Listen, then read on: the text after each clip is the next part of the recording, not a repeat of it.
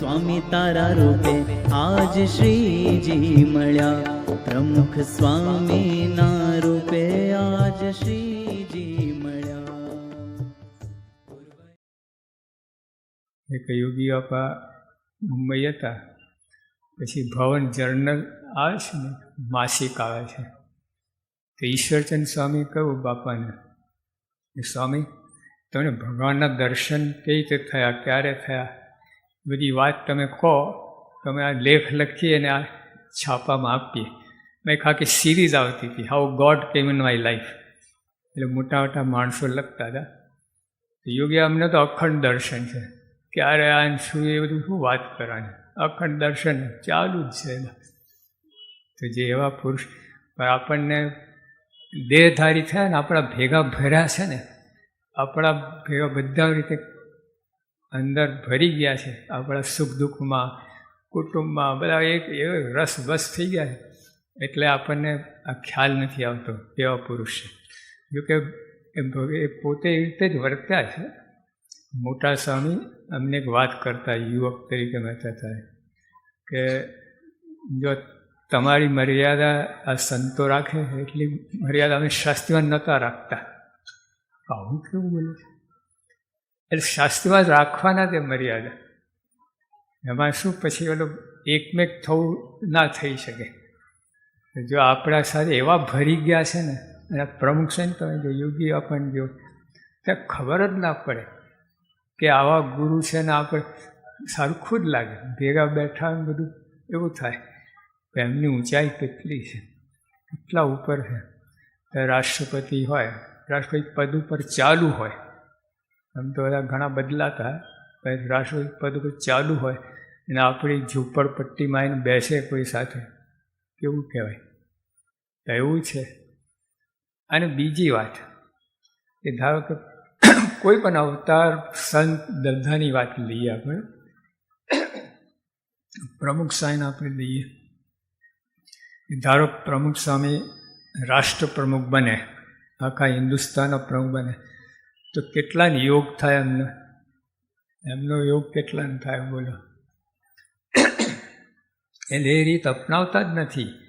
જેટલા મહાન પુરુષો જે કલ્યાણ માટે આવે છે, સંતો છે, અવતારો છે, એવા સામાન્ય મનુષ્ય થાય છે કે એકદમ અનેક એમનો યોગ થાય. ને આ પ્રમુખ સ્વામી જીવન જોઈએ છે. યોગી આપણા ધામમાં ગયા પછી જ એમને ભીડો બેઠો. હમણાં સવારે પૂજ્ય વિવેકાનંદ સ્વામી અને પૂજ્ય ઈશ્વરચંદ સ્વામી બધાએ વાત કરી આપણને કે સ્વામી કેટલો ભીડો હતો, કેટલો એક સેકન્ડ નવરાની આપણા માટે જ જીવન જીવ્યા છે. કારણ શું છે? એ આના માટે જ આવ્યા છે, આપણા માટે જ આવ્યા છે. નહીં તો મહારાજે કારણ 5માં પ્રશ્ન પૂછ્યો છે કે ભગવાન પૃથ્વી પર આવે છે જીવના કલ્યાણ માટે, તો અક્ષરધામમાં રહ્યા થયા કલ્યાણ ના કરી શકે? અવતાર શું કામ ધારણ કરે છે? અને જો અહીં આવ્યા પછી જો કલ્યાણ કરી શકતા હોય તો એટલે ભગવાન ઓલું અસમર્થપણું કહેવાય. તો અવતાર ધર્મ પ્રયોજન શું છે? કે કોઈ ઉત્તર ના કરી શકો, મારે એકદમ બધાને ઉડાડ્યા કે તમે દિશ જ ના જઈ. મહારાજ પોતે વાત કરે કે ભગવાન છે ને, કોઈ પોતાનો અતિશય હેતવાળો ભક્ત હોય, અતિશય પ્રીતિ હોય ભગવાનમાં, એના માટે ભગવાન આવે છે. કેમ કે ભક્ત છે એ દેહધારી છે અને સ્થૂળ ભાવે યુક્ત છે. એટલે ભગવાન પણ એવી રીતે સ્થૂળ ભાવે યુક્ત થાય છે અને દેહધારી જેવા થાય છે. એટલે ત્યારે જ સુખ આવે, સજાતી સદૈવમાં સુખ આવે. એક એવો પ્રસંગ છે, એક મા બાપ પોતાના બાળકોને લઈને એક ગામથી બીજે ગામ જતા હતા. તો વડના ઝાડ નીચે લોકો બપોરે આરામ કરો, જમે અને આરામ કરે, પણ સાથે બાળકો થાય તો રમવા જતા રહ્યા. પછી આ લોકો જાગ્યા, મા બાપ પોતાના બાળકો જોયા નહીં, ક્યાં ગયા? શોધતા શોધતા એક વાળમાં ઘૂસી ગયેલા, કાંટાની વાળમાં. હવે આ લોકો જેમ બોલાવે વધારે અંદર જાય. બાળકોને એવું સ્વભાવ હોય તો નાના રમતે ચડ્યા હોય ને તેમ બોલાવે તો વધારે પાછા જાય. હવે આ લોકો તો મુશ્કેલી થઈ.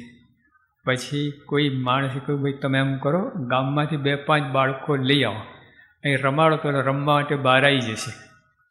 એટલે ઓલા ગામમાંથી લઈ આવ્યા 2-5 બાળકો, અને ચણા મમરા આપ્યા, ત્યાં રમતા હતા. તો ઓલા રમવા માટે બહાર નીકળી ગયા વાડમાંથી.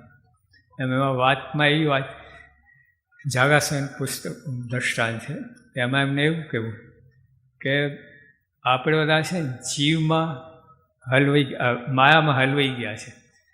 તો આવા ભગવાન સંત આવે તે આપણા જેવા થાય છે, એટલે આપણે રમવા માટે બહાર નીકળીએ, એટલે જો માયામાંથી આપણને કાઢી લે.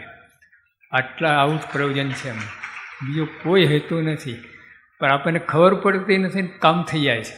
જે ઓલા ડૉક્ટર છે ને ઓપરેશન કરી નાખે ઓલો ક્લોરોફોર્મ સૂંઘાડીને, એમાં ખબર ના પડે. એમ આ એવું જ થાય છે, આપણા જેવા થઈને આપણા ભેગા ભરીને.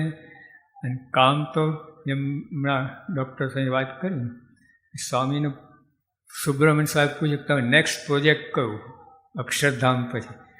કહ્યું આ બસ ભજન ભક્તિ કરવાનો, એ પ્રોજેક્ટ મેઇન છે, અક્ષરધામ તો સાઈડ પ્રોજેક્ટ છે. એ ભગવાન ભજાવાનું પ્રોજેક્ટ છે અક્ષરધામ.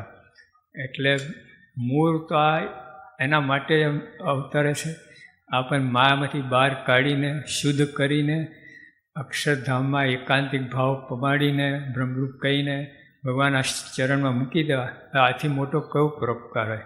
આવું કોણ કરી શકે? કોઈ ગમે ઈચ્છા ધરાવતો થાય. કેટલાક ગુરુઓ તો સ્વામી બાપાને મળ્યા ને, અમે હરિદ્વાર ગયા હતા, ત્યાં એક જગ્યા ઉતર્યા હતા સ્વામી બાપા સાથે. મેં કહ્યું સ્વામી મને તમારા 5 સાધુ આપો. સ્વામી કહે કે મારું આશ્રમ કોઈ ચલાવવાનો નથી. બીજા તો આવું બધું ફાંફા છે, હજુ ચેલાના ગુરુના ફાંફા છે. અહીં તો ઢગલા બંધ છે, કેવું બધું છે. કહેવાનું શું કહેજો, આવા મહાન પુરુષ એનો હેતુ દેખાય નહીં તો સમજાય નહીં. આ એક રહસ્ય છે.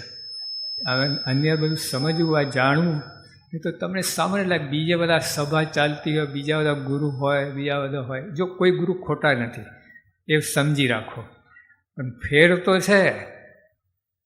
એક જ ક્લાસમાં 60 વિદ્યાર્થી હોય, ફર્સ્ટ ક્લાસ ફર્સ્ટ હોય, અને છેલ્લો આવતો હોય 35% વાળો, 95% વાળો હોય, એનું ખોટા કોઈ નથી, ભેદ છે. એટલે આપણને જે અક્ષર બ્રહ્મ ગુણાતીત ગુરુ મળ્યા છે. આપણને પહેલાં કે અનંત જન્મ લીધા આપણે નારદ સંકાય જેવા તો ગુરુ મળ્યા છે, પણ ગુણાતીત ગુરુ જે માયા પર કરે ને એવા નથી મળ્યા. એટલે આથી મોટો કોઈ પરોપકાર નથી. આથી સ્વામી આપણે અંતિમ અનંત જન્મની ભટકણ જે આપણે ફાંસી લાગી છે એમાંથી મુક્તિ આપવા માટે આવ્યા છે. હવે એનાથી કયો મોટો પરોપકાર? તો તમે કોઈને જેલ થવાની હોય 2-3 મહિનાની, ને એમાંથી આપ છૂટવાને કેટલા ફાંફા મારે, કેટલી લાગવાનું, કેટલું બધું કરતા હોય, અને કોઈ છોડાવી દે તો કેટલી હાશ થાય. તો આ તો કેટલો મોટો બંધનમાં છોડાવે છે. આપણે સમજ જ નથી, બંધનનો ખ્યાલ જ નથી. એટલે ત્યાં સુધી આપણને એટલું બળ કેફ રહેતો નહીં.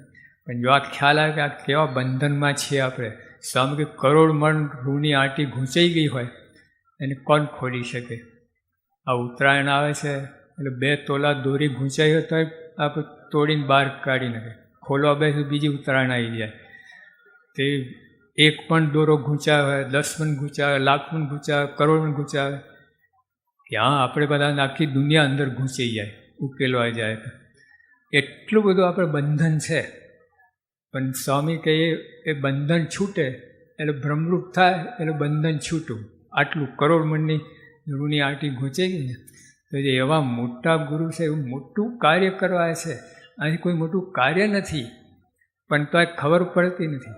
આપણે આપણા કુટુંબ કબીલા એની અંદર બધું પોતે ભરીને આપણે નિર્વાસનિક કહીને પોતાનું જે કામ કરાવે છે એ કામ સિદ્ધ કરે છે. સહેજાનંદ સ્વામી મહારાજ.